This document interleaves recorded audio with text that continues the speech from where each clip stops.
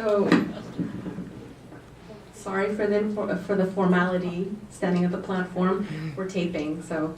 I want to say good afternoon and welcome you to our event today. We are pleased to be hosting this discussion through the funding support of Gaia under its 2014-2015 Global Health Biennial theme. As Radhika mentioned, my name is Zareen Hamid and I'm the coordinator for the Gender-Based Violence Program. And I'll talk a little bit about the center very briefly and then introduce our speakers. So the Center for Women's Global Leadership works on bringing a feminist lens to issues of gender-based violence and economic and social rights. And for our work, this has meant ensuring that the intersectional nature of women's lives are front and center. And it has meant underlining the role of economic and social rights as critical for challenging militarism and ending gender-based violence. So through this approach, especially through the Global 16 Days of Activism, which I know some of you here have actually participated in on campus, our work recognizes that militarism is expressed through latent and manifest violence with detrimental effect on human rights and on women's human rights. So today I am very pleased to welcome these three incredible women who work on gender justice at the local and global levels. And first we have, or maybe, I'm not sure, we have Shannon Kowalski from the International Women's Health Coalition. Shannon oversees IWHC's work on international and U.S. foreign policy advocacy, and is an experienced advocate for sexual and reproductive rights and health, or SRHR for short. Today, Shannon will be sharing on her advocacy experience on SRHR, women's rights, and gender equality at the global policy-making level. Next, we have Dr. DEEPA Kumar. Dr. Kumar is an associate professor of journalism and media studies at Rutgers, and part of her work focuses on Islamophobia, imperialism, and U.S. policy in the Middle East and South Asia. Am I cutting out? So she's the author, most recently, of the book Islamophobia and the Politics of Empire, and she joins us today to talk about her work on gender violence and the media. And finally, but not least, we have SUSSAN TAHMASEBI. I gotta say the pronunciation correctly. SUSSAN is a women's rights and civil society activist working on women's leadership and peace building in the MENA region. And she's the co-founder of the International Civil Society Action Network, or ICAN, and is its director for the MENA region program. She'll be discussing ICAN's work and the increase of conservatism in the larger MENA region. So with that, I ask you to give your attention to our panelists and to welcome them.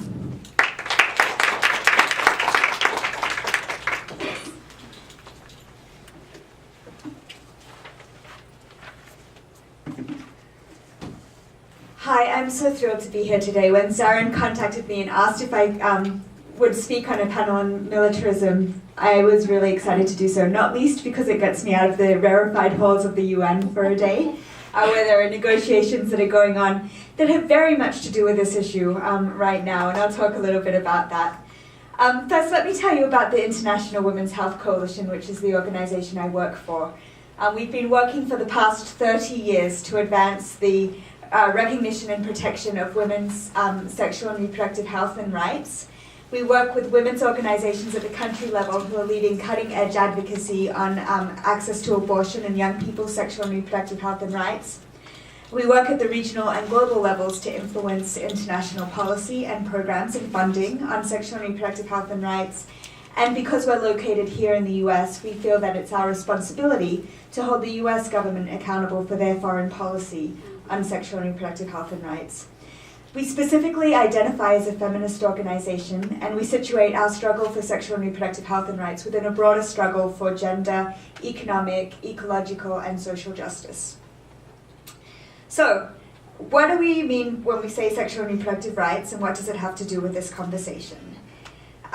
When we talk about sexual and reproductive rights, we are talking about the right of all people, but particularly women and girls, to the highest attainable of sexual and reproductive health, including access to sexual and reproductive health services, the right to seek, receive, and impart information related to sexuality and reproduction, and with that, comprehensive sexuality education, which we define as not only looking at anatomy, reproduction, but looking at gender and power dynamics, human rights, and really trying to challenge and change some of the underlying assumptions about gender in our societies that perpetuate gender inequalities and gender discrimination.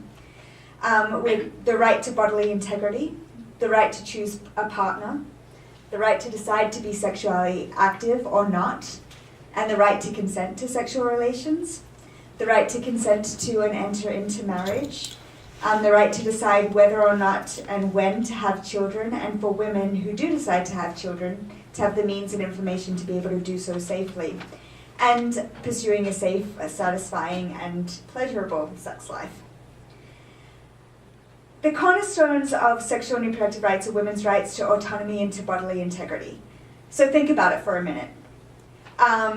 Without the right for women to be able to control who we have sex with, when, whether or not we have children, the likelihood that we're going to be able to challenge or change patriarchal power structures, get an education, finish our careers, become leaders is really, really limited. And that's precisely why battles around gender equality and women's rights so often center on women's bodies. Because unless women have the ability to make decisions about our bodies, we're unable to really make decisions about other aspects of our lives. And so it's also why you see a lot of the attacks on women and women's rights focusing on women's bodies, on their right to abortion, on their right to decide who they marry, for example. And we know that in times of political instability, conflict, natural disasters, cultural upheaval, that attacks on women's bodies and women's rights increase, and their sexualities in particular. And the militarism, that increasing militarism that we're seeing exacerbates this. So, for example, I think it's no secret that rape and other forms of sexual violence are used widely as a weapon of war. But they're also used to control women, not only in wartime, but in times of peace. But they're primarily used as a weapon of war to humiliate, dominate, silence, and instill fear in communities and sometimes disperse them. Systematic rape and forced pregnancies, now among other forms of sexual violence, are now recognized as war crimes and crimes against humanity in the Rome Statute on the International Criminal Court. And that was largely came about as a result of the attention that rape and sexual violence against women during the conflict in Bosnia in the 1990s, the attention that came around as a result of that conflict. But the fear of sexual violence is also used to limit and to control women. And it's a bit of a vicious circle. The fear of sexual violence leads to other violations of women's rights, especially in these highly militarized and highly unstable situations. So, for example, in Syrian refugee camps, early enforced marriage, so marriage of young women and girls under the age of 18, has increased threefold since the conflict began. And parents are marrying their girls off not because they think that they're putting them into a situation which is a violation of their rights, but they're doing so because they think it protects them from sexual violence. They don't really recognize that by marrying them off without their free, full, and informed consent, that they are perpetuating the violence that they were hoping to avoid.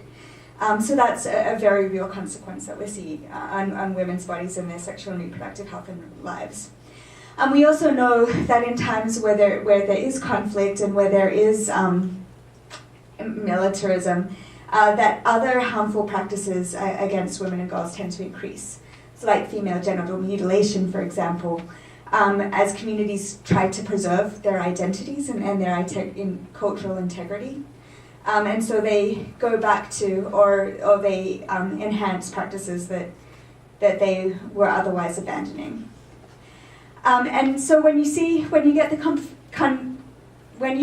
confluence of militarism, conflict, and religious fundamentalism and violent extremism, it becomes much, much worse. And women's bodies then are really on the front lines. And we see a good example of that is the kidnapping, brutalization, and forced marriage of girls who were kidnapped by Boko Haram. And they use women in this instance as a way to try to impose their vision of an Islamic state in the country. We see this in other countries as well. Finally, attacks on women's bodies and women's rights are used by people who really want to turn back the clock on gender equality, and it's a sign of backlash. So we've seen that also recently in public strippings of women in Zimbabwe and Kenya who were deemed to be inappropriately dressed, and it's a tactic that has been used increasingly in recent years. So how does IWHC and our partners combat this? We work mostly at the international and regional level to influence policies and practices. We do a lot of work at the Commission on the Status of Women. At the moment, we're working very hard, along with the Center for Women's Global Leadership, to shape a new global development agenda, which is known as the Post-2015 Development Agenda, because it's exceeding the Millennium Development Goals. And through these international policies, and policies that are negotiated also on a regional level, we try to draw attention to these issues and the impact that it has on women's lives. And we try to create norms at the international level that can be used to pressure governments to take action against these things.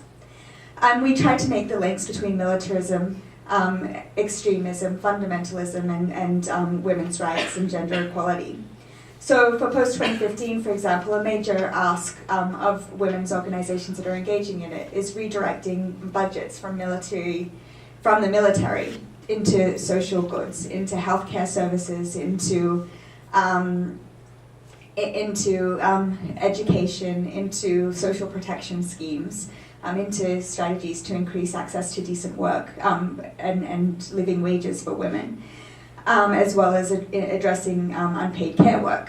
A lot of the discussion that's taking place at the international level now is about how we pay for the things that we want in the world, and the argument that there's not enough money doesn't hold weight when you look at the amount of money and the increasing amount of money that's going into militaries, not just in the global north, but in just about every country of the world. Another major ask of ours is strong policies and accountability and ending impunity for gender-based violence wherever it takes place. And it's something that we've been advocating for 30 years now, and I think we'll probably never stop advocating for that because unfortunately gender-based violence only continues to increase. But making sure what we do is beyond trying to get these words onto a document, make sure that they're backed up by strategies that will really see that they're implemented. And so one of our focuses as well is on an accountability mechanism in which governments need to report on what they're doing and they're evaluated on their progress by their peers. So by other governments. And that's one of the things that we're hoping to get in this new development framework. Another thing that we do, and we include in our policy work at the international level, is strong recommendations and commitments to sexual and reproductive health and rights and to the full range of sexual and reproductive health and health services that women need to be able to protect their bodies, protect their lives, and make decisions over them. And this, unsurprising to you, is one of the areas that's actually most difficult to negotiate at the international level, and where we see a lot of the dynamics a lot of the dynamics that we see in the US with regard to religious fundamentalisms, in this case, Christian fundamentalisms, playing out at a much more broader and complicated scale at the UN. And so we see very strange alliances of governments, such as many Arab states, Saudi Arabia really leading the charge here, with the Holy See, which is the Catholic Church, which has observer status at the United Nations, along with other predominantly Catholic countries, sometimes lining up to oppose language on sexual and reproductive health and rights and gender equality and women's human rights for those matter, precisely for the reasons that they want to limit women's abilities to control their bodies. We also see in our US foreign policy work some really strange intersections of how fundamentalisms, militarism, and sexual and reproductive health and rights come together. So, for example, Christian fundamentalism in the US means that we have something called the Helms Amendment. How many of you know what the Helms Amendment is? The Helms Amendment is an amendment that prevents any US foreign policy being used to fund abortion as a method of family planning. Now, that says abortion as a method of family planning is a very specific thing. That means, a woman gets pregnant and decides that because she didn't use contraception, she wants an abortion. I'm not sure that ever happens, but anyway, that's the assumption. And it's not supposed to, on its face, exclude funding for abortion for women who have been raped, who are victims of incest, or for women whose life or health is endangered or threatened. But the reality is that the US government, including the Obama administration, is so afraid of what will happen if they started funding those services that they don't fund any abortions. And so we often see that women in conflict zones face a bit of a double whammy. They're subjected to sexual violence, many of them get pregnant, and then they can't access the services that they need because those that are funding humanitarian relief efforts, such as the United States government, refuse to pay for abortion services and other sexual and reproductive health services. So I think I'm going to leave it here so that others have a chance to speak, and I'm happy to further discuss. Thank you.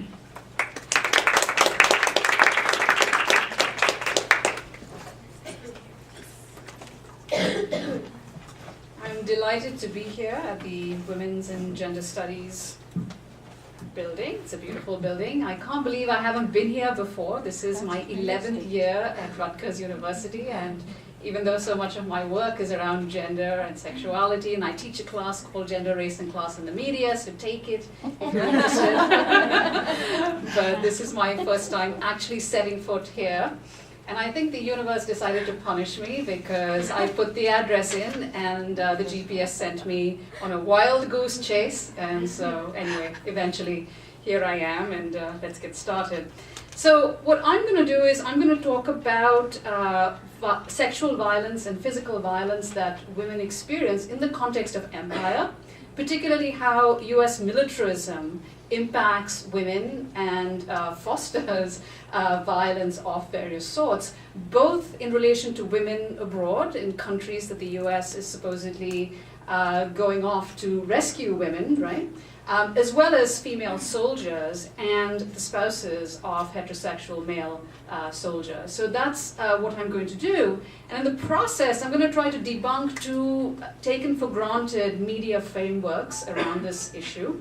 One, and I'm sure you've been reading the attention over the last couple of years that's been given to the incredible amounts of sexual violence that women soldiers face in the US military, right? And I'm really glad that this attention has finally been given and that various bills have been put forward and all the rest of it. But there is a way in which the entire framework is presented as it's just a few bad apples in the military, and if we have some procedures to sort that out, everything will be okay. In fact, what I'm going to argue is that the military itself, being a misogynistic, violent, and hyper-masculine environment, violence is not an additional extra against women. It's very much endemic to the training that actually goes on, training that is given both to male soldiers and to female soldiers. And I'm going to read you some examples of what some soldiers have said, Marines and a bunch of others, in terms of the kind of mindset and the propaganda and the indoctrination that takes place, which will show you that this kind of violence, both abroad and here, isn't incidental. It's very much built into the culture and the ethos of the military. So that's the first framework. Second, I would like to puncture the imperialist feminist narrative. You may have heard of this narrative before. It has a long history. It goes back to the 19th century. And it's based on the idea that the West has an obligation to go off and rescue these barbaric, women in these barbaric countries in the Middle East, in Africa, and so on and so forth. And we've seen a revival of that rhetoric, particularly after 9/11, in the invasion of Afghanistan and so on. And I won't speak so much about Afghanistan because I think people already know that this was a false claim. But I'm going to talk about Iraq because not that much is known about the conditions of women in Iraq after the US invasion. So in the process, I'm going to argue against imperialist feminism, which is, of course, a faux feminist narrative or a false feminist narrative. Okay, I think it bears emphasizing before we can even go into these two mainstream media frameworks that disproportionately it is women who pay the price of war, right? Studies have repeatedly shown that 90% and above of casualties in war are women and children. Are civilians, of whom the vast majority are women and children. Right? So these are the people who pay the price of war. So what happened in Afghanistan, right? The US suggested that it was going to go off and rescue Afghan women from the Taliban, and Laura Bush comes out and says the war on terror is tied very integrally to the notion of women's rights and so on and so forth. In fact, that was, more a PR gimmick, if you will, to win the consent and to win the support of Americans for this invasion. Because, study after study shows that the condition for the vast majority of women, particularly in the rural areas, actually, either stayed the same or got much worse. There were some improvements in education and health and so on, but when it comes to their own safety, when it comes to a whole host of issues, things actually got worse. So here's Courtright and Wall, one of the recent studies on this issue. They say that 87.2% of women have been subject to violence, including, quote, forced marriages, honor crimes, rape, sexual and physical abuse. It is estimated that 81% of all women in Afghanistan will experience domestic violence at some point in their lives, end quote. And this shouldn't surprise us that in fact the US did not go in and liberate Afghan women like an empire can liberate women in the first place. But anyway, this shouldn't surprise us because the people that the US supported to replace the Taliban were, as Malalai Joya, the former MP, puts it, these misogynistic warlords who actually began the attack on women's rights all the way back in the 1990s. And so when these people come to power with the support of the US government, they start to pass all sorts of laws, for instance, legalizing marital rape, right? And it's no surprise, therefore, that women had had little recourse to justice in all sorts of cases. Okay, so that's Afghanistan, and I suggest you read Malalai Joya's book if you're interested in finding out more. Iraq. After the 2003 US invasion of Iraq, sexual violence and trafficking in Iraqi women and girls actually rose quite dramatically. Why? Well, one factor is because of unemployment. 72% of salaried women in Iraq had government jobs, right? Women who worked outside the home and who had salaries worked for the Iraqi government. And when, after the US invaded and entire government ministries were dismantled, people lost their jobs, right? They were plunged into poverty, which meant that the only way that they could subsist is by selling their bodies. So in Baghdad, actually, prostitution became widespread between April 2003 and November 2003. By 2005, Iraqi teenagers were working in Syrian brothels after being displaced from Fallujah. If you remember the battle in Fallujah, where the US launched a brutal offensive and in fact even used chemical weapons on civilians. In 2006, a 14-year-old girl by the name of Abir Qasim was gang raped and murdered by US soldiers. Her family and her 7-year-old sister were executed in the next room. But of course, it's not just US soldiers who were doing the raping and so forth and murdering of Iraqi women. So were Iraqi men, particularly the US-trained Iraqi police forces. So what you see is a situation in which militarism, wars, and so forth leads to a situation where local men collude with imperial forces to aggravate sexual violence against women. And like in Afghanistan, the US government backed all sorts of parties, theocratic parties, who when they redrafted Iraq's constitution, removed protections that women used to have, such as the Iraq Family Civil Code, right? They removed a whole bunch of protections that women used to actually have. Furthermore, the Pentagon backed various Shiite militia groups, even though they were known for atrocities against women, like the Badr brigades and so forth. And do you remember Abu Ghraib? Were you old enough to remember Abu Ghraib? Okay. Do you recall seeing even a single woman being tortured in the mainstream media coverage of this? It was mainly men, right? But in fact, women too were in Abu Ghraib. They were tortured.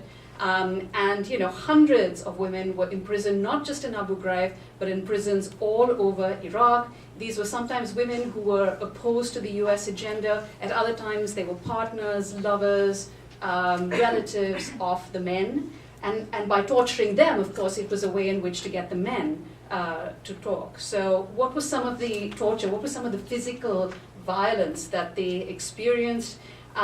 Women were dragged by their hair, they were burned with electricity, they were forced to eat from dirty toilets, they were urinated upon, they were beaten, they were raped, and so forth. I'm going to skip on here, okay, to the next point, and that is that this violence that is caused by US imperialism isn't just one that is faced by women in other contexts, but it comes home, it always comes home, right? So for instance, domestic violence is found to be 3 to 5 times higher in military couples than in civilian ones. And men who have been in combat zones are more likely to be physically abusive. There's one study, a report put out by the Miles Foundation, this is from 2004, where this is a group that actually deals with abuse complaints from spouses of military personnel. And what they say is that they used to get about 75 calls per month before 9/11. After 9/11, and you see the deployment of soldiers and so on, they start to get 150 per week. Right? So you see the connection here between war, militarism, violence elsewhere, and how that comes back home. Also, as we know, women in the US military are being raped and sexually assaulted in astounding numbers. An estimated 26,000 rapes and sexual assaults took place in the US military in 2012. And keep in mind that only 1 in 7 victims actually report their attacks, and only 1 in 10 actually go to trial. So you can see how much larger the numbers actually are. And of course, the effects of rape is traumatizing, as I'm sure all of you who are studying in the Women and Gender Studies program know. It includes depression, substance abuse, paranoia, feelings of isolation, suicide, alcoholism, and so on. So, why does this happen? Why do we see this taking place? 3 more minutes? Sure. Okay. So I'm going to give you, I have several examples of the process of indoctrination. I'm just going to give you 2 of them and be done with that. Okay. So here is how one soldier reported his training in boot camp. He says, the drill sergeant yells, "Who are you?" And everybody yells back, "Killers." What do? We kill, we kill, we kill. Right? And that's a routine sort of, enactment of their purpose and what they do. And there's a very sexualized nature to this violence. So for instance, in '91, during the first Gulf War, US pilots watched hardcore pornography as a way to psych themselves before going on a bombing campaign. And so this process really of internalizing a misogynistic, violent sexuality is the very means by which, you know, soldiers are trained to become killers. And women too are trained in these ways. Here's how one female Marine, who then became an anti-war activist, put it. She says, quote, "Marine boot camp is so infamous because it succeeds in making killers out of the most timid human beings, and not just killers, but killers who love just how tough and badass they become. There's a huge difference in a fighting organization that learns to fight because there is no other choice, and one that trains people to love killing regardless of context, time, place, or cause. Loving being obsessed with and turned on by violence to the point you are a borderline sociopath does not make you a warrior or an empowered power or a public servant. I really had no idea how the institution would fundamentally alter my personality." Right? And she goes on to talk about how when the pictures of Abu Ghraib came out, for her and her comrades, it was, the images themselves didn't seem strange. What struck them more as being strange is the fact that they got leaked, right? And so it's very much part and parcel of this training process. So I'll just end by saying this, and that is that I think when we think about issues of sexual violence and physical violence, we always have to situate it within a structural context, and we have to figure out what we can do to address the causes, the larger causes, if you will, the economic, political causes that actually lead women into these sorts of situations, and try to address those. So I'll just stop there. Thank you.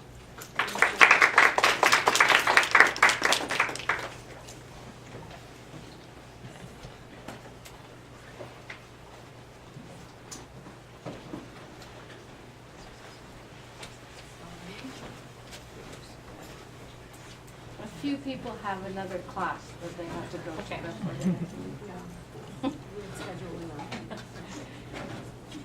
Well, thank you very much for having me here today, and thanks for working so hard on getting this panel together. Well, I'm going to start out talking a little bit about my organization, International Civil Society Action Network, or ICAN. And specifically about the work that we're doing in the MENA region. We work on promoting women's rights, peace and security, and one of our main programs is focused on the MENA and Asia region, pretty much countries that are Muslim majority countries. And we're looking at, in the next few years, we're going to be looking more at the impact of extremism and militarization in this region, and what women are doing to combat these two phenomena. So we work at multiple levels. The first level that we work at that's critical to our work is regional networking. So we provide opportunities for women from this region to get together, to be together, to share their experiences, to learn from each other. We have a forum every year where they come together and they meet and they strategize together. We have these opportunities for South-South exchanges, drawing on the capacities that exist in the region, given that or in the global south, given that there's so much expertise, we draw upon that expertise to provide trainings or opportunities for exchange and learning. We also have country-level technical assistance, for example, if for inclusion or participation in peace negotiations. We provide support to the women who are interested in doing things like this, or other types of technical support, or we bring women together on thematic issues, for example, extremism, or if they're working on gender-based violence. If in particular countries that want to work together, we bring them together to do collaborative work. And then we have international advocacy. We make sure that our women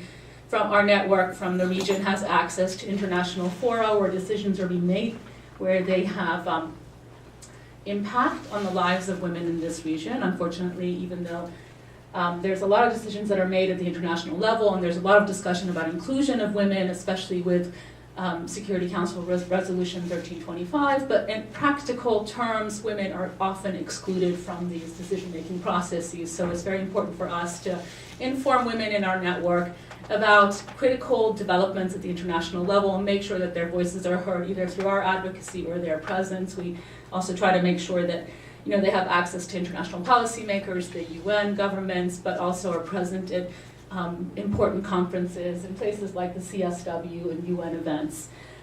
The other pillar of our work is research and documentation. We do research and develop briefs, these thematic briefs or country-level briefs, looking at political developments in the region or in particular countries from the perspective of women. So this includes, security developments, as well as developments on, women's rights. And we also have videos interviewing what women are doing, documenting the kind of work that they're doing. And lastly, what we're trying to do in the last couple of years is to make sure that our women have access to media. Because the voices of women in this region, which is such a hot region everybody's focused on, is often neglected by media in their own country, but also by international media, and is critical to get their voices in, because oftentimes they are the ones who have the solutions. Now, I think everybody knows 4 years ago, the MENA and Asia region was a very hopeful region with the Arab revolutions. We had this incredible opportunity for democracy. There was a lot of concern if this democracy would leave women behind, because we also saw at the same time the emergence of political Islamic groups that targeted largely women's rights as a central focus of their ideology. And now, 4 years later, the prospects for the region looks very different, right? We have the emergence of extremism in ways that we've never experienced before. We have conflict, the ongoing conflict in Syria. Much of this targets women. I think, as you mentioned, both of you mentioned, I think, Boko Haram. We also have ISIS. We have the taking of the Yazidi women as slaves. So women are very much the central focus and a central part of this growing extremism. They're directly threatened and targeted. And obviously, the international community is very much interested in this, because ISIS, for example, is targeting the international community in ways the international community does not feel very comfortable with, in a very arbitrary fashion. So I think for people from the region, they're used to this kind of targeting, but perhaps the international community feels a little bit differently. And so, as a response, there's been a coalition that's been formed, the coalition of the willing, or the coalition of whatever they call it, different things. I think the coalition of the monarchs, maybe we call them that, the monarch for lives.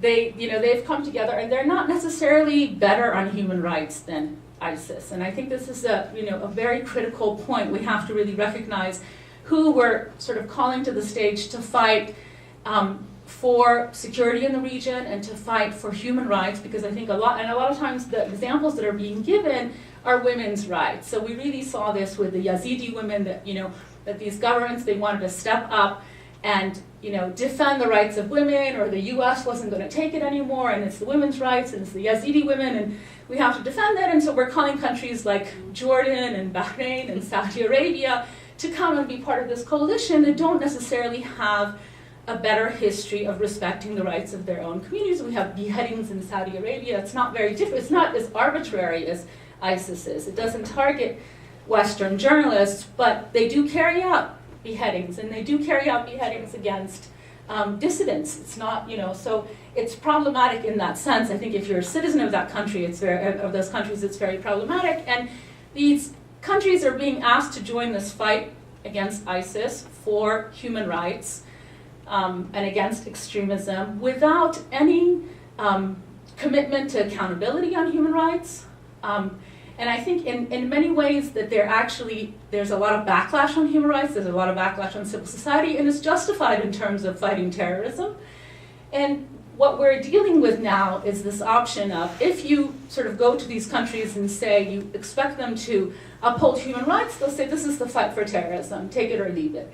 And we're putting ourselves in a very difficult position in this sense. And I think part of the defining factor in this is that the region is being looked at from a security lens, and it's a very political security lens targeted largely, I think, to Western countries, and I also think that, with Israel. And so we have to think about what is it that made the Arab revolutions possible 4 years ago, and now has sort of contributed to this emergence of ISIS. And I think a lot of those underlying factors and contributions are the same.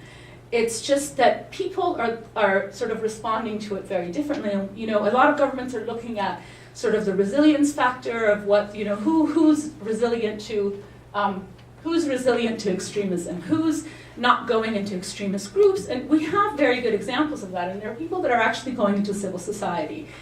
And we are supporting the emergence and the shoring up of dictatorships that actually target civil society just as much as ISIS does. For example, in Syria, the civil society activists are just as nervous about the regime as they are of ISIS, right? They're targeted by both systematically and at the same level. So, so the security deals that are being made in this region are extremely problematic, and I don't think that they're going to solve the extremist problem or the violence that's happening in the region.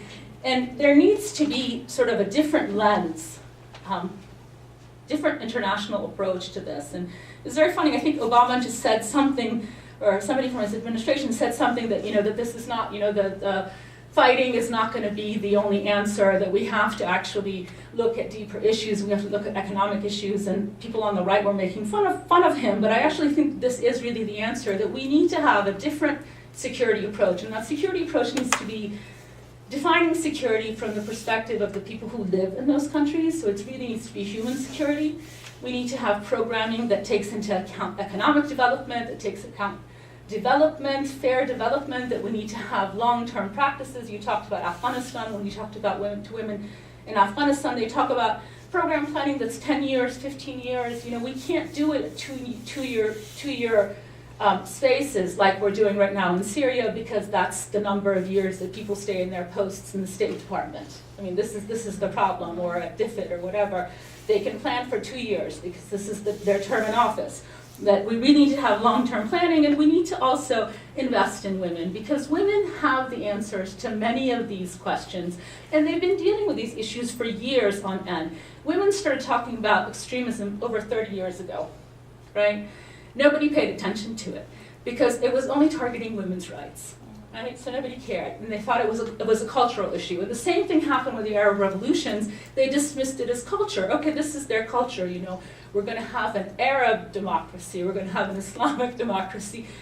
People at the international level who really stood for human rights or international human rights were saying this is extremely problematic. They did not heed the warnings of women for 30 years, and now we have this huge crisis on our hands in the region, and we're still not dealing with it in the proper way. And I think it's important to look at what women are doing, because women do have the answers. They've been dealing with a lot of these issues, and their efforts need to be shored up. We need to support them in fighting for their rights and maintaining the rights that they've gained, but we also need to support them in the work that they're doing. And women are doing amazing work to address extremism. And I'll give you some examples, and then I think my time is up, so we'll go. We can ask some more questions about this. But they're doing work on de-radicalization. Now, I'm going to just actually point to one really quick research that one of our partners did to sort of say that why women are so critical to the fight against extremism. She did a conflict study in Al-Anbar province, right? It's in the south of Iraq, and has been taken over by Al-Qaeda and ISIS long before ISIS, became a big issue in Iraq, and moved up north into the Kurdish regions, into Mosul, and then to Syria. And she did this research, and they did focus groups with community residents, and they talked to men and women. And for the men, it was an issue of dignity. So they did not want to have a Shia army, which is the Iraqi army in charge. So they would prefer to have alliances with ISIS, even though they didn't like ISIS, because it was an issue of their dignity. But for women, it was also an issue of their dignity. They opposed ISIS because ISIS and other extremist groups would undermine their dignity as women and attack their rights. So they were really natural fighters against this level of extremism, and they would prefer to have the national army because it would protect their rights as individuals and as citizens. So, but along those lines, women's civil society groups are working on de-radicalization. They're working with former extremists to find them jobs and to sort of bring them out of this, to help rehabilitate them and give them other options. They're working with their mothers. They're working on providing progressive religious interpretation of Islamic texts that respects peace and respects rights. And they're working on legal reform. They're doing campaigns to end gender-based violence. They are working on economic empowerment. They're doing research. So they're doing all this kind of work, and I think it's time that the international community really looked at their solutions and listen to their voices. And this is something that we're trying to do at ICAN. So thank you very much.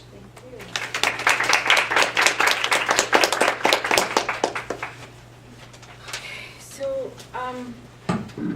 unfortunately, because of the snow, we've had some issues with trains, and a few of our guests, two of our guests, definitely need to leave after 6 o'clock. So one definitely after 6, and Shannon needs to leave by, I think, middle 6:15. So we can't go too far into 6. But I have a few questions, and I'd also encourage everyone here to ask questions as we get closer to the end of our discussion.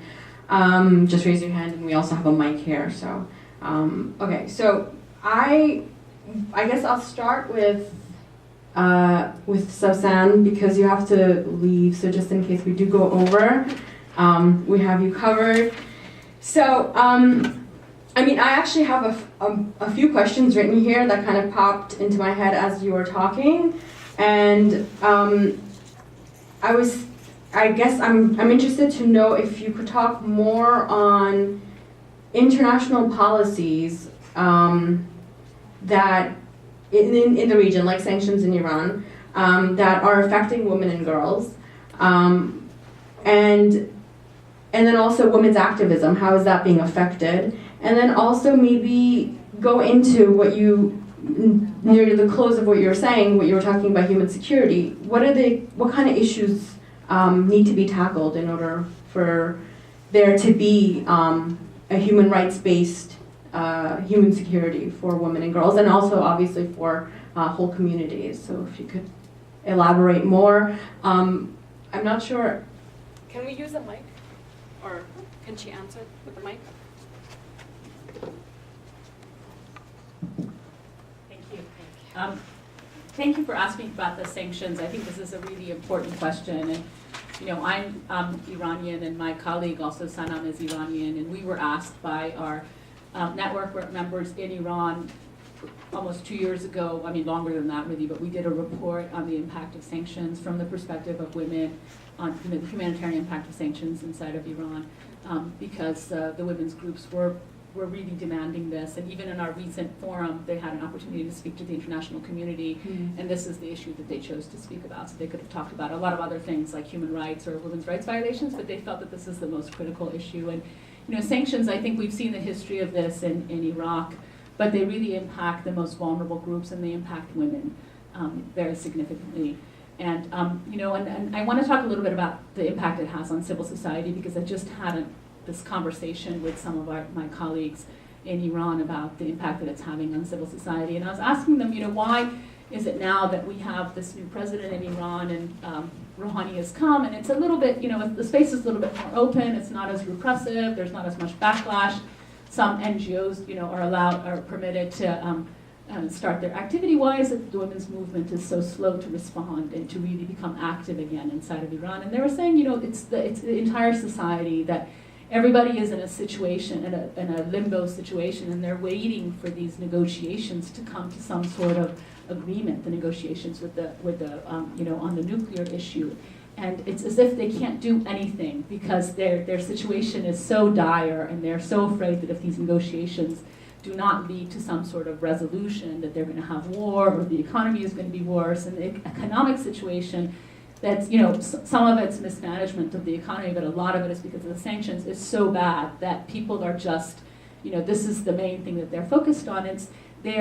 Everybody is in survival mode, and the Iranian civil society is largely volunteer civil society. They don't get funding, so they do this work as volunteers, and if people are working 2-3 jobs, it becomes very hard for them to do activism work. And there's also other issues. For example, very, very simple issues. The banking system in Iran is completely sanctioned, so you can't have any money transferred in, no money transferred out. So if somebody even had the money to go to a conference, for example, they can't do it. If they want to take a test, they want to take a TOEFL test, or something like that, a language test, they have no way of paying for it.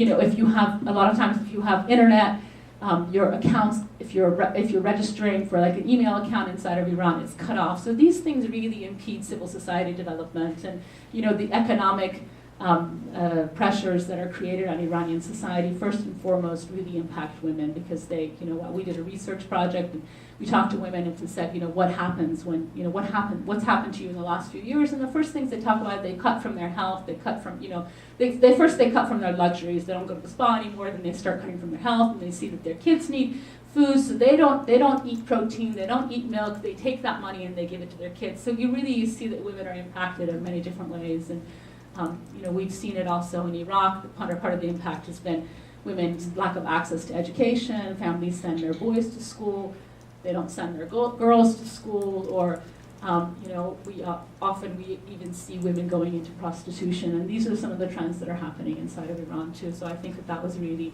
critical to sort of say that, to mention that. Thank you for asking that question. Thank you.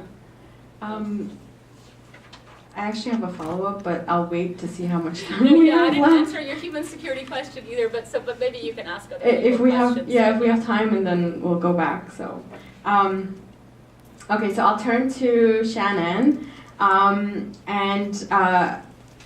know that women's rights advocates working especially on SRHR have to contend with this very sharp backlash in recent years from conservative civil society and also from governments like you were mentioning, and also non-governments like the Holy See, with these claims of protecting traditional values when they go against human rights values in the Human Rights Council and elsewhere. Can you talk about how this sort of conservatism is playing out at various international fora, and how women are being affected in terms of services for gender-based violence, and in terms of aid conditionality? You kind of went into it a little bit earlier, but if you could elaborate a little bit more. I think it plays out in different ways. In negotiations about policy at the UN, we've seen a real push by Russia, actually, along with a number of a very interesting coalition of countries that try to assert the culture and tradition as having the same value as human rights. And so there's been a real attack on the importance of human rights and human rights mechanisms over the last several years, as Russia and their friends and allies tried to say that human rights, that culture and tradition should trump human rights in certain circumstances. Whereas it's been the understanding of the human rights community that human rights are inalienable, indivisible, and culture and tradition can never be used as an excuse to violate human rights. And so what we see, for example, playing out in negotiations that are happening right now for the Commission on the Status of Women. This year is the 20th anniversary of an important landmark conference that took place in 1994 in Beijing in China, where the Beijing Declaration and Platform for Action was adopted by governments. And it's still, I think, the most forward-looking, one of the most comprehensive documents that we ever have had on gender equality and women's human rights.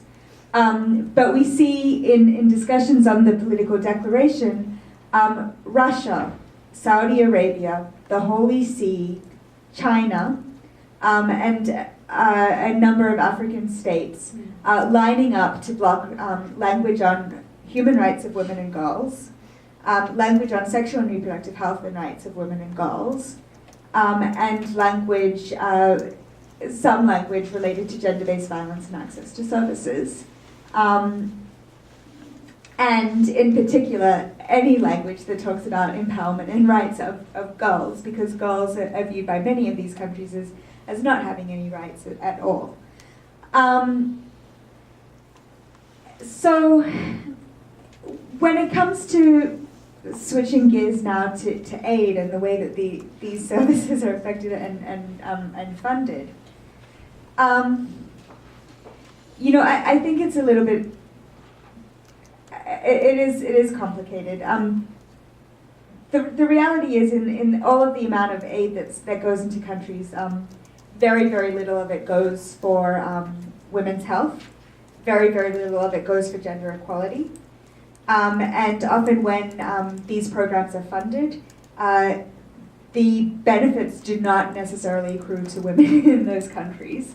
I was with a colleague last week, Radhika and I were both with her, who was saying that the whole aid architecture really needs to be fundamentally reformed, because at the moment, for every $1 of aid that goes into a country, $3 comes out.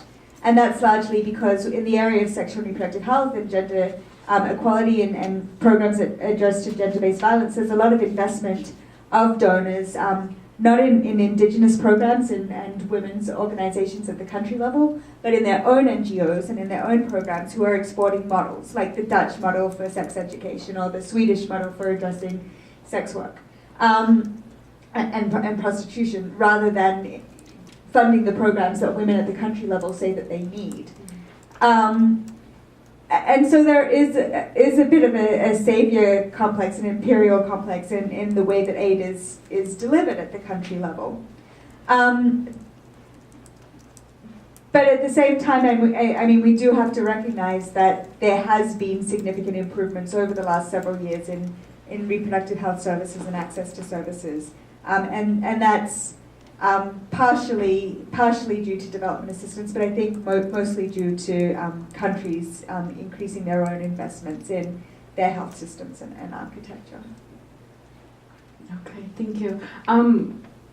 You mentioning this amount of aid that is spent on various programs in different parts of the world made me remember how recently there was news of the fact that USAID and the Department of Defense had spent millions of dollars in Afghanistan on various programs, including on quote-unquote women's programs, and they had really no idea where the money had eventually ended up. So the outcomes or the reflections weren't really clear, and especially with DoD, but that's probably for other reasons too. But USAID.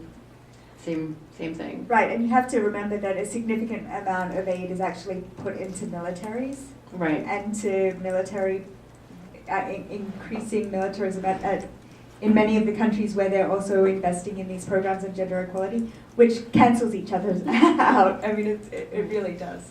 Right. Okay, so I have a question. I'm going to move on to DEEPA, and then if anyone has any additional comments, please. I know we kind of had the podium situation here, so it feels a little more formal, but feel free to add to anyone else's comments, and also others, please raise your hands for questions.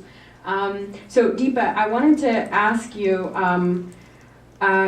if you could, so I know you've written a lot on, and as you spoke here, on how news media frameworks have used portrayals of Muslim women. I'm interested to know more, or have you comment on kind of the reverse that's happening, where we're having Kurdish women who are fighting with the Peshmerga against ISIS, and then we're having, for example, the UAE fighter pilot Mariam al-Mansouri, who was touted in the media as this I don't know, just feminist beacon of some sort, bombing ISIS targets. So it's kind of the reversal of maybe the same coin, and if you could maybe comment on that, on how you see that. Sure, I'll try to do that briefly because that's actually something I'm working on a book-length project, which is the evolution of the imperialist feminist narrative from its earliest days when, it was white women, the missionary women, right, who would go off and rescue their brown and black sisters and so on, who were just these abject victims who apparently couldn't act in their own interest, to the ways in which brown women and their agency have been included in very convenient ways within the same framework, within the same narrative. So I don't see it as a reversal of this framework. It's more a question of responding to certain events that have taken place both in the United States as well as you know, in the Middle East and elsewhere, which creates a need to update this narrative. And therefore, I will throw in, you know, in addition to the UAE pilot and the women fighters, is also the kind of praise that was heaped on the Saudi monarch who recently passed away for being a feminist, apparently, you know, which is of course complete nonsense and a revision of, you know, his actual record. But that's the way the story gets told, is one's actual record will not be taken into account. It's who are our allies, right? Who are the allies of the US? And you know, how can then they be sort of merged into this narrative? So yes, there are ways in which brown women of all sorts are starting to play this kind of role, whether we're talking about, you know, what people refer to as native informants, or you're talking this sort of, you know, uber feminist fighter pilot bomber and so on. So I will be with aviators. That's right. That's right. But I really want to hear from you guys, and you know, not just questions, but comments, disagreements, anything you want to say. Floor is open. Feel comfortable. Just raise your hand. I'll give you a mic.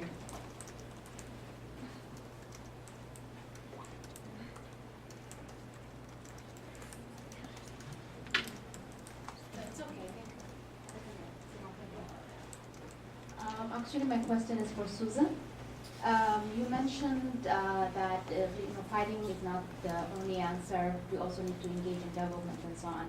So I was just wondering, since the post-2015 development agenda was also mentioned, there has been some observations of women's rights organizations and women's activists actually getting involved in the post-2015 development agenda at the general level, especially like at the international level.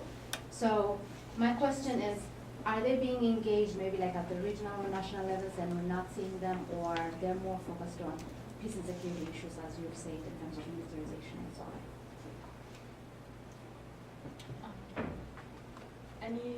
Should I take like all questions or one at a time? No, I mean, you can take more questions. I think yeah.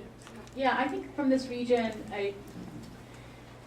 listen, I mean, you know, the UN has a lot of shortcomings, and I think that the UN can be a powerful development body in countries that are, you know, developing countries, but they're, you know, at least functioning democracies, right?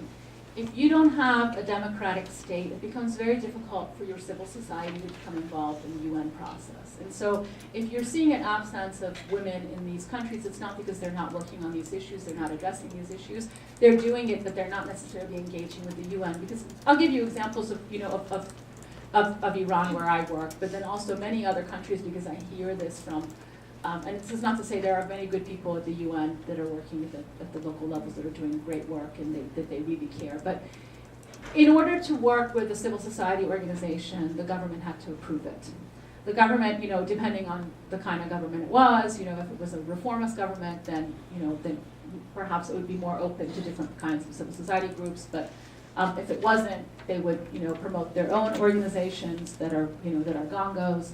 I mean, so, you know, you have these serious impediments for the involvement and inclusion of civil society in these processes. I think that you know,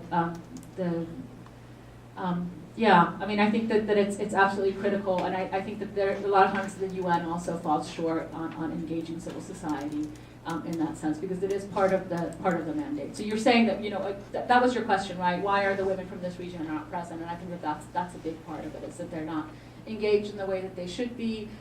They don't have, you know, systems that are democratic, that allow for that engagement. Perhaps they don't have a very free space for civil society to function, but they are working on these issues. This is, you know, these are their issues. So they're doing it, you know, through other processes. May I ask a follow-up question?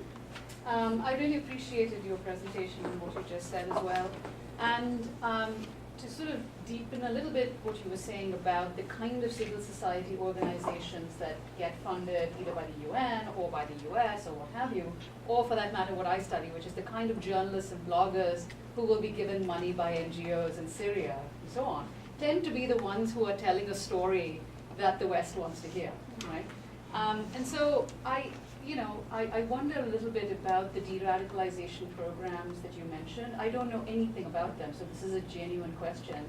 But having read Arun Kundanani's book, The Muslims Are Coming, he does a very thorough analysis of how these de-radicalization programs that are funded by the UK, by France, or by the United States and so on, very often winds up a depoliticization program. That is to say, people who have views that are critical of Western governments and so on, not necessarily those who might want to go join fundamentalist groups and so on. It's a way of, you know, making sure that the debate is one that stays on the terms that the UK and that the US wants to see, and you know, stamping out, even in the US, right? Stamping out views that they don't, and that's why the term radicalization itself, after reading his book, is just, you know, really fraught in my opinion. But I don't know the programs you're talking about, so. Well, the particular program that I was talking about is actually a program of one of our partners in Pakistan who's working with Talib youth, right? Who go, you know, who are sort of enrolled in madrasas because this is where they can get a good meal, this is where they can get, you know, this is, or their mothers, sometimes they encourage them. So it's working with their mothers and then working with the youth as well, and giving them economic opportunities and doing this sort of this connecting with the community as well, and sort of reparations with the community, coming to, you know, so sort of this kind of, you know, because many of them have actually hurt the community, so coming back to the community, it's a long process, and it isn't, and I don't know where, I'm not sure exactly where they get funding from, but I don't think that they're necessarily, you know, they are very much in tune with the community that they work in.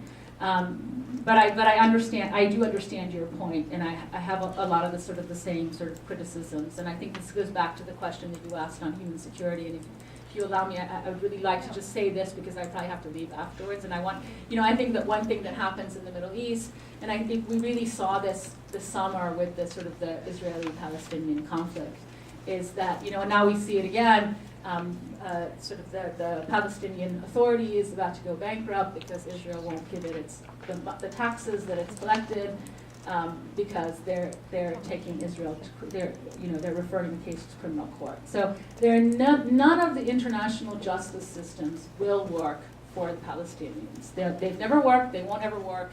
And so what do you have? And so this becomes part of this sort of meta-narrative that feeds into this sense of justice, that somehow also feeds into, you know, that feeds into extremism as well, right? So if you have a process where you've tried every single avenue, and no matter what you do, and no matter who says, the whole entire world is saying this is unjust, and it still doesn't answer to you, then what are your options? And I think that's a really, it's a big part. And this goes back again to the really critical importance of the presence of civil society, because if you have civil society options, then you have, you know, you have options to create change, to create positive change, not through violence, but through civil society. Some of our colleagues in Iran, when they went to prison, they met some of these Kurdish women fighters who had been arrested for carrying out sort of military action against the Iranian government. And one of them had said one of the reasons why she joined this military group was because her family wouldn't let her continue her education. She wanted to continue education, and this was an opportunity to do it. And she said, if we had opportunities for civil society when I joined this militant group, I would have never done it. So I think that's, you know, and it's critical importance. And not all those civil society groups get money from Western governments. Yes. Many of them do it with their own money. So I think that, you know, that's where we have to look at. But I've spoken so much, so I think.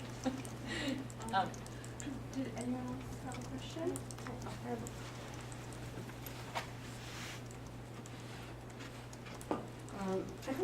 I don't really know if it's a question or just a trouble that I have that I'll vocalize.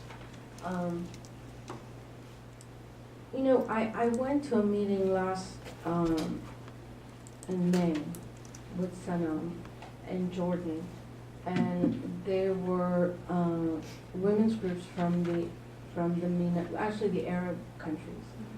And it was a meeting on talking on peace and security and issues, and it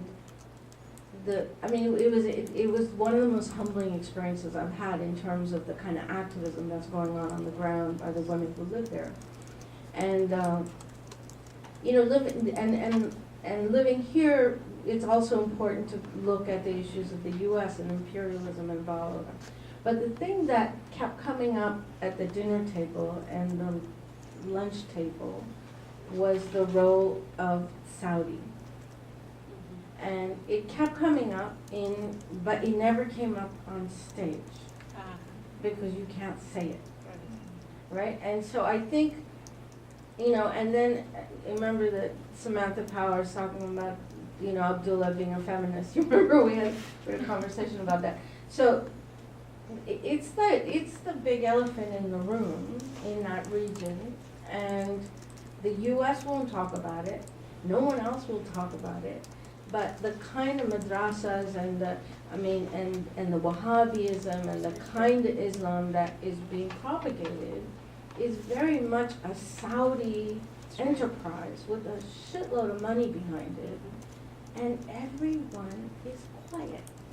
And I don't know if you have the answer, but I just feel like, how can we talk about militarism and extremism and all of this stuff without, we mentioned that, but what do we do with the media? Like, nobody talked about Saudi, but in that meeting, everyone was like, it's the Saudis, and at lunch, and then you sat up on stage and then realized, oh, maybe it was Saudi money that paid for that meeting. It might have been, right? It was UN was involved in it, something. So anyway, I just wondered if you could comment on the role of the Saudis with the Catholic Church. Like, what do we do about that? Right. Since you have to go. Sorry. I think that this is when we talk about the security for the region, that it needs to be, the security for the region is not for the people who live there, right? So Israel is a big part of it. Our allies that are, the U.S. allies or the Western allies, which is Saudi Arabia. Egypt is a big part of it. Look what happened in Egypt, that the Egyptians said, oh, you criticize us, we don't care, we're going to go to the Saudis and get the money. And the U.S. said, okay, we can't do this. So they went, Kerry went to Egypt, gave them all the aid that they've done before in the past. They're getting money from the Saudis as well. And the key factor here is that, okay, so you recognize Israel and that you don't have, so this is a central focus, right? And they're still selling weapons to Egypt. They sell the tear gas. They sell all of this, right? And this is despite the fact that all those NGOs and all the civil society organizations that everybody praised. And I went to Egypt. I've been to Egypt very many times, and they have this big, the beginning of the revolution. I'm sure they still do. They have this big sort of poster in the airport when you enter, and it says, President Obama said that everybody should be like the Egyptian youth, right? And all these organizations that the U.S. and the West supported wrote petitions and said, you have to stop selling these weapons to the military. But not only did they not stop selling, they gave the same amount of aid, and the repression is that much worse. And it's going to get worse. It's not going to get better, because you are going to have this alliance between the dictators and the ultra-conservatives, the Wahhabis, because these dictators are going to have to control their Islamist political parties. And this is where the alliances are happening. And even in Egypt, you have the alliance with the Salafis and the military. And you're going to have it in Saudi Arabia. And the international community is not going to say anything. And I actually think that they've reached a point where they don't care. This is the price that they're willing to pay. And it's the human security of the people in that region. And when people in that region have absolutely no recourse, then you can't stop. When your only recourse becomes extremism, then you're going to have violence, because you're dealing with violence on a day-to-day basis. Then this is what people are going to turn to. And I really do think that you need to have a security policy that takes into account human security, takes into account human rights, takes into account, the right of citizenship. I mean, it's a very basic right that you can elect your government, that you can criticize your government. Right, and it's not going to happen. We're going to see something. If we're going to see revolts, and it's the same thing that happened before, is that you're going to see the organized groups that are emerging, but they're not democratic groups because they've never had an opportunity to grow and to learn. So, I mean, I don't want to sound so negative, but I don't think that we're going down the right path. Right. So Saudi Arabia used to really sit out conversations on women's rights and gender equality at the UN, but that's changed recently. And they're playing a much more active and much more vocal role in discussions there, and also using their power to bully other countries. And so we've seen very clear connections between Saudi money and the positions that countries take in negotiations when it comes to women's rights, and particularly their sexual and reproductive health and rights. And Saudi Arabia was very, very much leading the charge in a very undiplomatic way to try and limit references to sexual and reproductive health and rights in a very important negotiation that took place in July last year around the next set of development goals and targets. But I remember really vividly a couple of years ago at the Commission on the Status of Women, which was focused that year on gender-based violence, there was a cross-regional group that was put together, and Saudi at that point wasn't participating. But when we were trying to unpack the relationships between this cross-regional group, it turned out that Saudi money was behind a lot of it. And in the case, Bangladesh, one of the countries that has a huge number of migrant workers in Saudi Arabia, Saudi Arabia made very explicit threats to them that if they didn't join this group, if they didn't stand with this very conservative group that was opposing most progressive language on what needs to be done to address gender-based violence in a very real way, that they would cut off these migrant workers. So Saudi Arabia has a very disproportionate and very huge impact when it comes to what's agreed and what's discussed at the international level. I mean, in the US, criticism of Saudi Arabia is impermissible, isn't it? The long 7-decade oil for security relationship means that, yeah, every now and then we'll say a few things, and these are Orientalist, racist things, but at the end of the day, the bedrock is about oil, and it's about supplying the Saudi regime with the security needs that it has to keep itself not just safe, not just from threats abroad, but threats domestically, by which we mean things like the workers' movement in the eastern regions. When workers stood up for union rights, the CIA helped the Saudi monarch in charge at that point to crush it, struggle for women's rights and so on. The whole idea is to keep the monarchy as a monarchy and not, disrupt the flow of oil through, my God, democratic changes.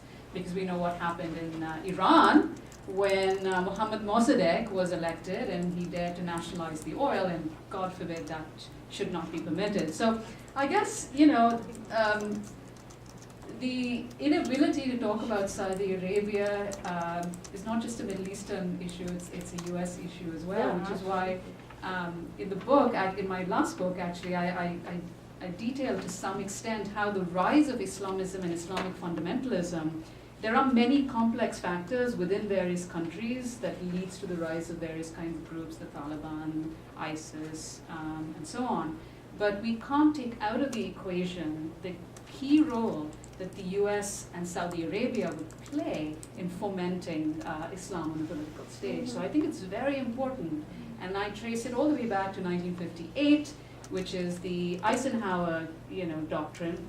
It doesn't just start with US funding for the Mujahideen in Afghanistan, but goes back to the Eisenhower doctrine, where Eisenhower says, all right, we can't appropriate these secular nationalist chaps, so let's put Islam on the political stage, and let's create, as one State Department official put it, an Islamic Pope who can be a pole of attraction away from secular nationalism. So there is absolutely, and communism and socialism and all the left politics and so on. So there's a huge part that Saudi Arabia has played in fomenting a particular brand of Islamism, funding madrasas, distributing Qurans, all the way from Pakistan to Malaysia, and so on, and sending preachers and recruiting and all the rest of it. And of course, none of that should be talked about, right?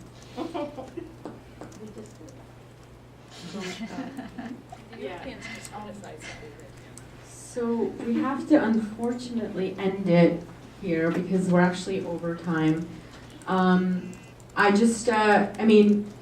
In listening to all three of you and the conversation here, one of the things in terms of militarism, the challenge is the way we are socialized to view or interact with violence, and how the role that economics plays, because it's to the foundation of our daily lives, the money that we have or the services that are available, and there's a trajectory that we end up following to getting to a point of radicalization or to foreign policies that support conflict and war, and in the Middle East, for example, decades. I mean, for as long as I've been alive, I was born in Afghanistan, and that's, for me, it's been a reality. So, yes, I don't know if that's a good summary of what you've been saying, but I really appreciated your presence here and your words here, and hopefully we'll have you here again. So thank you so much. Thank you everyone for coming.